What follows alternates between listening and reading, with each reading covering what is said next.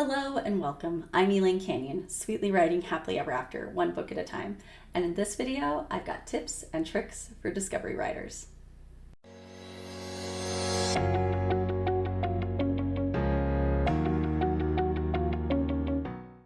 It's another Preptober video. So this video, I wanted to talk about being realistic for NaNoWriMo.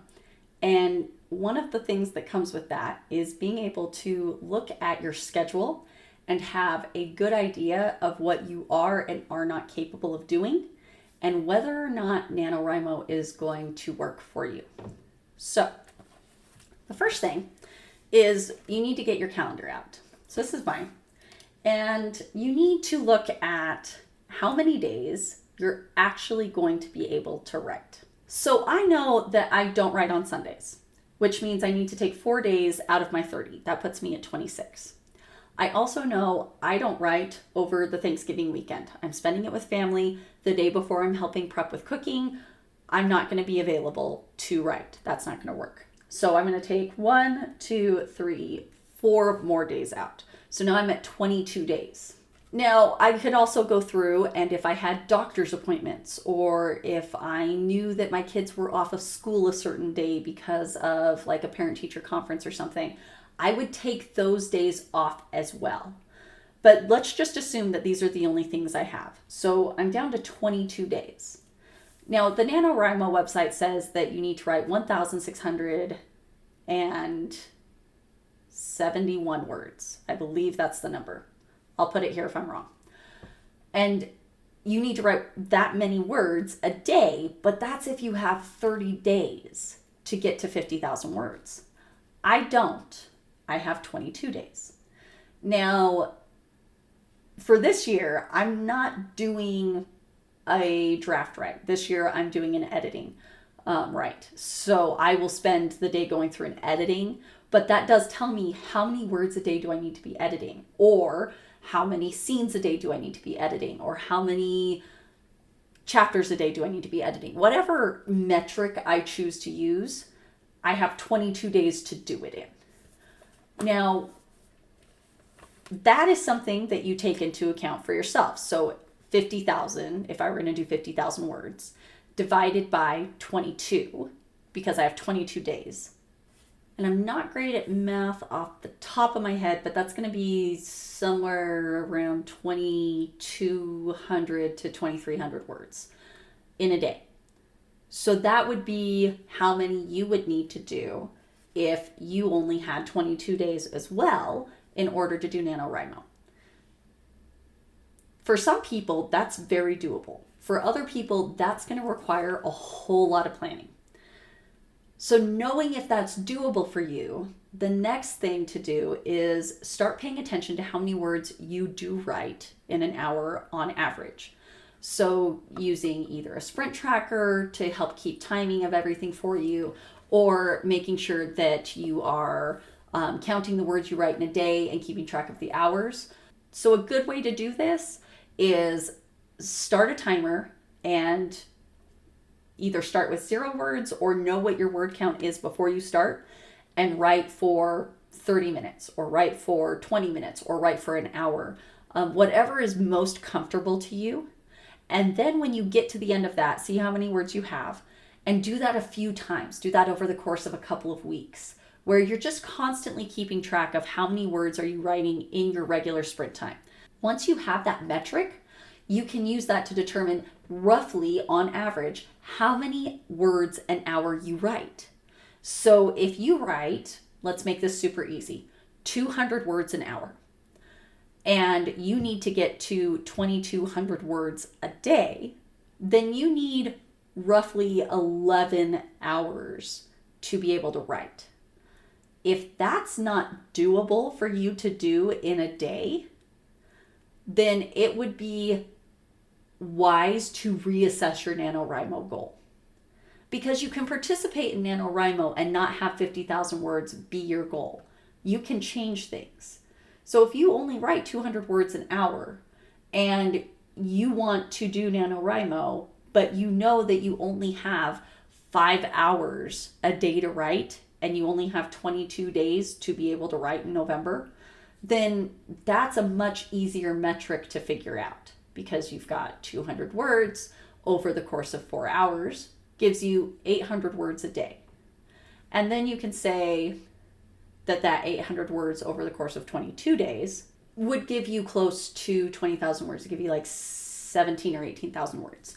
And that can be your goal because that's doable for you.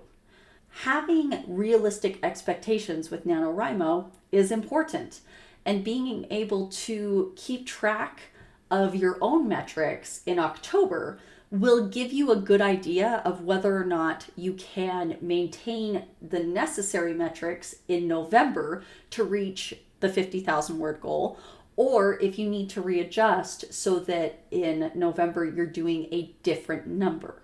The second thing I want to talk about in this video. So the first thing is all these metrics, being able to figure out your own metrics and knowing for yourself what you are capable of and what you're not capable of, and planning accordingly for NaNoWriMo. Here's the second thing. Hi, Editing Elaine here to cut in and fix something, because in this entire introduction, my brain did not catch that I was referring to Jessica Guernsey with her Discord handle through the whole thing. She has a real name. She does not go by her Discord handle. Her name is Jessica Guernsey. She is an author here in Utah. She writes fantasy and sci-fi and dystopian fiction. She's fantastic, and she is an amazing teacher, and she is who taught this NaNoWriMo class. And now we'll get back to previous Elaine as she finishes the video, hopefully without any more interruptions from me. She taught a NaNoWriMo class, how to prepare for NaNoWriMo and how to wing NaNoWriMo. And the number one thing I took away from her class when I got to take it was that it was super important that you not delete any words. And that was really hard for me to hear the first time, but she's right. You cannot delete any words as you're writing. You can't self-edit as you're going. You have to make sure that you are writing at your top speed and that nothing is getting deleted. So if you decide, no, I don't like how I said that, you're just going to leave it where it is and rewrite it a second time. That is a game changer, let me tell you, for word count. That changes everything, because you did write that sentence. Why are you deleting it even though it didn't sound good? Sure, it didn't sound good. You can make it sound good if you want to do it right then and there. Just do it as a second sentence. It still counts as words on the page. That was life-changing. The one caveat with this that irks my brain just a little bit is that your draft is not a clean draft.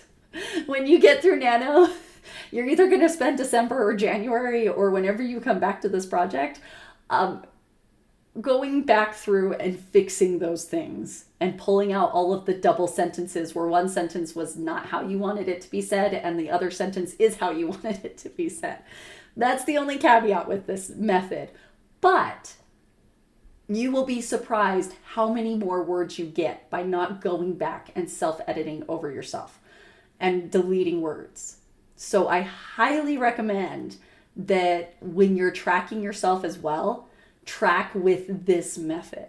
Track your words per hour, or your words per 20 minutes, or your words per 30 minutes, whatever your sprint time tends to be. Track that, but with this method, because that will give you a clearer picture of what you are capable of doing in NaNoWriMo. So you might write 200 words per hour with you self-editing on top of yourself, but if you leave all of your words on the page and you delete nothing, you might find that you are writing 300 words per hour or 400 words per hour because you're not stopping to delete. You're only stopping to rewrite a sentence. And that old sentence that you don't like is still there and still counts as your word count. It's hard. My brain does not like doing this. I am capable of it, but my brain hates it. If your brain hates it, join the club. Maybe I'll make cookies. We'll see. Come to the dark side. We have cookies. But that is a much more realistic way of making it to Nano than it is for you to only count the words that you choose to keep in the document. when you choose to keep every single word, even if it's a word you know you have to go back and take out in December or January or whenever you get back to it, this is a good way to make sure that you're still getting to count those words that you've deleted. And that ups your word count, which means it might be a heck of a lot easier to make NaNoWriMo happen for you and reach that 50,000 words. The last thing that I want to talk about in this video is making sure that you have prepped your life for NaNoWriMo. If you have a family, that you've prepped your family. This is what I'm trying to do. This is how many words I need to get a day, or this is how much editing I need to get done in a day. Whatever it is, that you have prepped your family, that you've prepped the people who live with you, that you have prepped for the food you're going to eat, that you already know where things are, that you maybe have planned meals. If you're not someone who normally plans meals, maybe you've gone through and done that so that you know immediately what you're eating, because you can look at a list or you can look at the calendar and it says, and you don't have to think about it and you don't have to worry about it. That's also something that can help immensely with cutting down on the amount of time you're not writing. Clean your house, wash your sheets, do all of those things that you normally would take a lot of time to do before November happens. Make sure that someone else is responsible for things that you don't think you're going to be able to get to. Try and get your life planned out as much as possible so that you can spend as much of your time as possible working on getting your writing done or your editing done or whatever it is that you're using NaNoWriMo to accomplish. This was one of the things I had to learn to do. And it was hard in that I really like to be in control of things. And so it was hard to be able to turn to my husband or turn to my kids and say, hey, I need you to handle this for the next few weeks because I want to accomplish this thing. And being able to do that and swallow my pride and not be in control allows me to refocus on my manuscript in whatever form that I'm working on it. So I highly suggest you do that. If you want a really in-depth look at all of the ways you can do this, I'm going to link you to Sarah Cannon's video from Heart Breathings, and I'll put that video down in the description below. She has planned every way, shape, form possible for NaNoWriMo, especially this life side of it. So if you want more information on that side of this, and also on calculating your word counts and things like that, highly suggest that you check her out. She is very, very good at this. I am not as good at this. I'm good at having control over my life. I'm not very great at bringing new things in and having them upend my life, but she is fantastic at this, and I highly suggest checking out all of her Preptober videos.